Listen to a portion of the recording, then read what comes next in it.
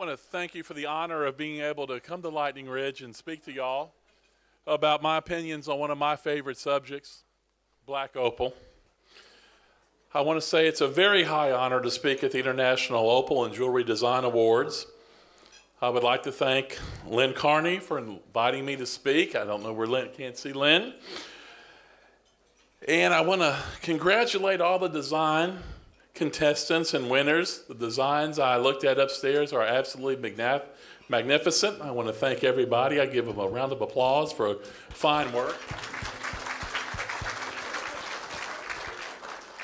I couldn't be in Lightning Ridge without thanking the Lightning Ridge Miners Association and Maxine O'Brien. Without your efforts, it would be impossible for me and others that sell Lightning Ridge Opal to be successful, and I thank you very much.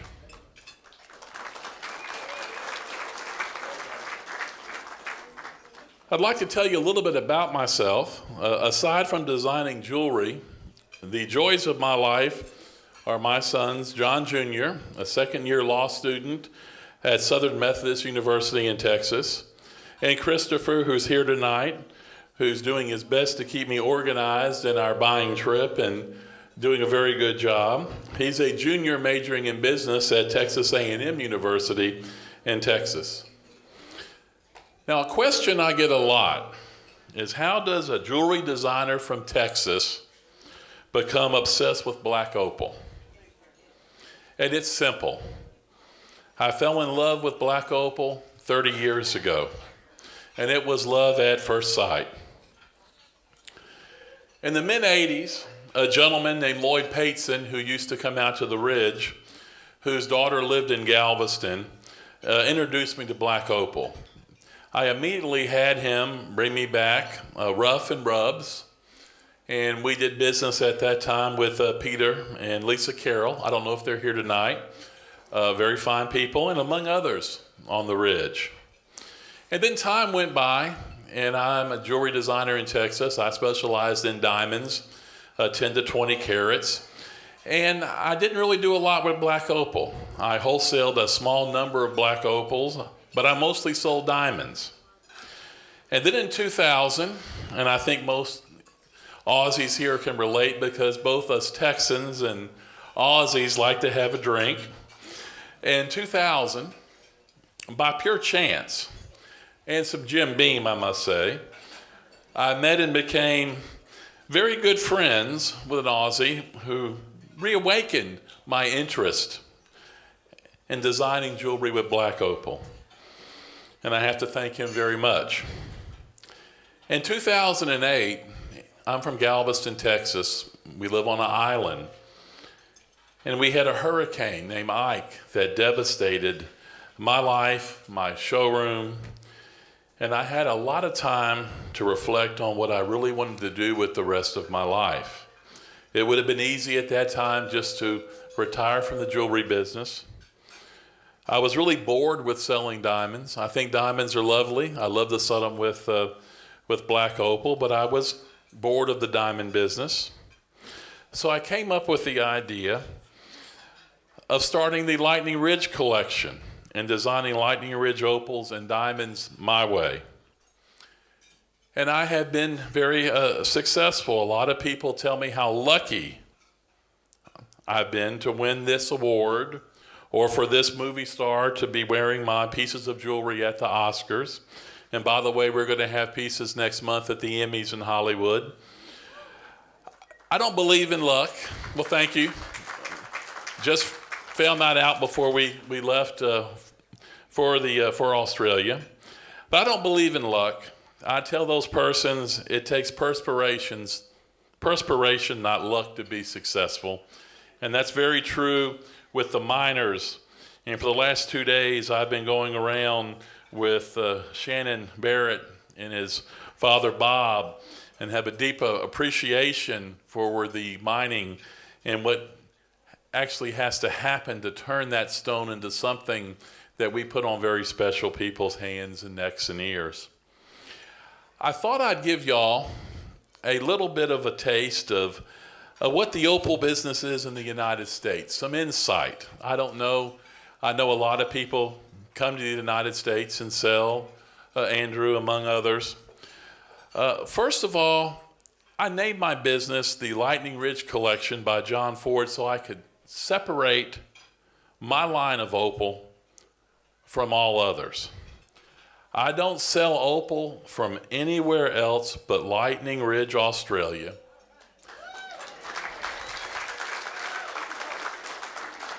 And I do that because the Lightning Ridge opal is the finest opal in the world, and it's 100% natural.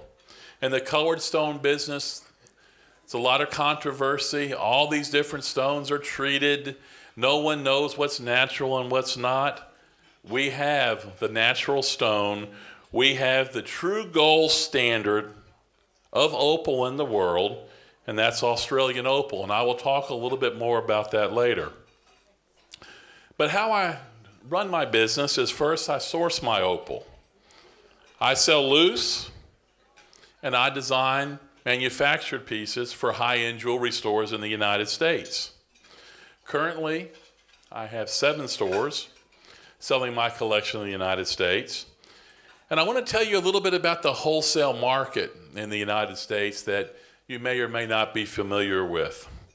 The wholesale market is dominated at that level by the memorandum system.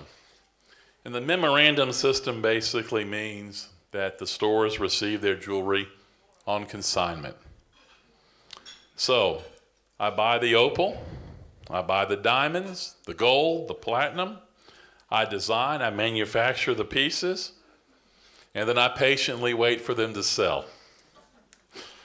Sometimes they sell quick and you get paid, and sometimes you wait a little bit longer to get paid, but that's the system in the United States. Along the way, I do a lot of wholesale jewelry shows. I do trunk shows at about 20 stores in the United States. And these days I say, stay very busy showing my designs and educating U.S. consumers about black opal. I wonder if anybody here has ever thought what the average American thinks about black opal. Maybe, maybe not. The fact is, it's a very much still an emerging market. The majority of Americans don't know what black opal is. They've never seen it. They're confused about opal in general. And then we have those that know black opal and they love it. So I endeavor to help my stores that carry my lines reach those that love black opal and educate other customers as we expose them to the beauty of Lightning Ridge opal, which we're being very successful at. It can be challenging in the United States. Unfortunately, there's always the profiteers, or I should say privateers. I think y'all are familiar with the term in Australia, who take advantage of the consumers by selling synthetic opal, doublets, and triplets as natural solid opal. It happens far too much in the United States. Then you have the Ethiopian hydrophane prophets who equate it with Australian opal, but never quite fully explain the difference to the consumer. Now, I believe all those stones have their place in the market when they're sold with proper disclosures to the consumer. We need to take care of the consumer to promote our opal.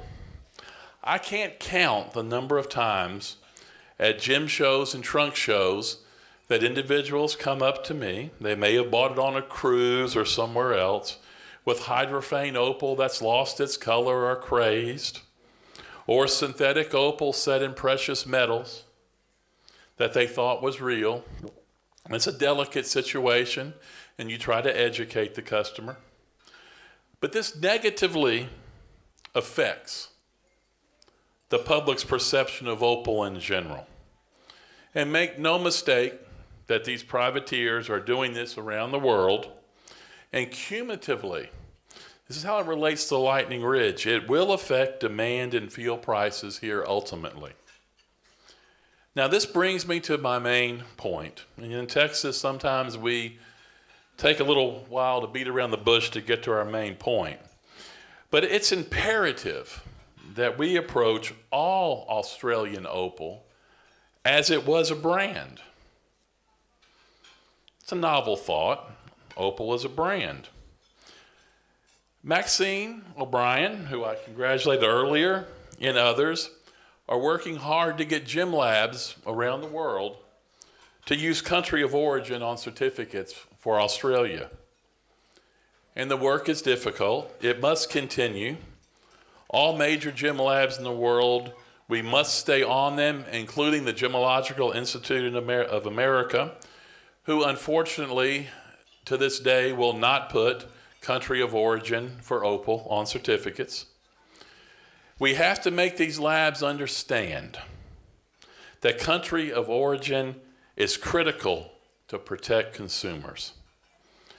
I sincerely thank Maxine and a lot of others with your Gemological Institute and some good friends of mine that aren't here that work very hard to separate the Australian Opal on the market from all the pretenders with the gym labs. Now, what could we do as an industry? As an industry, when a consumer feels the sting of a gym privateer, it affects the integrity of the whole industry. And it's our responsibilities, as there's opal miners here, there's exporters, importers like myself, and manufacturers, to demand transparency in the opal industry. Now, how do we do that? Well, we can't control what others do. It's impossible. But what we can do, those of us that sell Lightning Ridge Opal, can set an example in our business practices. First of all, we should all operate with the highest ethical standards and stand behind the opal we sell. And most importantly, we must educate the world that Lightning Ridge opals are mined in an ethical and environmentally sensitive manner and are 100% natural. There is a huge untapped market for our opals for people that want a natural gemstone. They don't want a stone that's been treated. We have to impress upon the world that our mining is done by individual entrepreneurs and relatively small claims, not large mining concerns, that there's no exploitation of children or laborers, that all facets of the mining industry are regulated. And a few people might say, well, John, why? Andrew might be thinking that. A few other people might be thinking, why? It's very simple. I have a little saying in Texas about getting painted with a brush. We don't want to get painted with the same broad brush as others around the world, whose mining practices are not responsible, whose opal is inferior, whose opal is treated, and is poised to hit the market in mass quantities currently. The gravity of differentiating all Australian opal, including Lightning Ridge opal, from inferior opal is only exacerbated by the continued transformation of many developing countries into developed countries, which we all agree is a good thing. There is a growing middle class and upper classes in the world with discretionary income. That income brings with it choices. We would like them to make a choice to buy a natural Australian opal. This presents those of us that sell Lightning Ridge opal both with an opportunity and a challenge. First, with more potential customers available, field prices should rise, which is good for the opal industry. However, emerging consumers must be educated on the distinctiveness and superior attributes of Lightning Ridge Black Opal before they will appreciate it and before they will buy it at what its true value is, which I consider much higher than current. It's imperative that we answer this challenge, that our industry form consumer expectations and not let others form unrealistic consumer expectations. People buy brands because they trust the product. I saw a lady in here, and I can't see with the light on me, that had a very nice Louis Vuitton purse a few minutes ago. And there's probably a few in here. So we all buy brands because we trust them. We must look at Australian Opal, that has over 100 years of a proven track record and is a generational gemstone, as the natural brand of opal. Australian Opal, whether it be boulder, whether it be white, whether it be crystal, yawa nuts, black, is the true gold standard of opal in the world. So here is our challenge, and when I close and challenge everyone here tonight, let's work together, the miners, the exporters, the importers, to promote Lightning Ridge Opal as an undeniably unique, exquisite, natural gemstone that's mined in an environmentally sensitive and ethical manner by good people. Thank you for inviting me to speak. I appreciate it very much.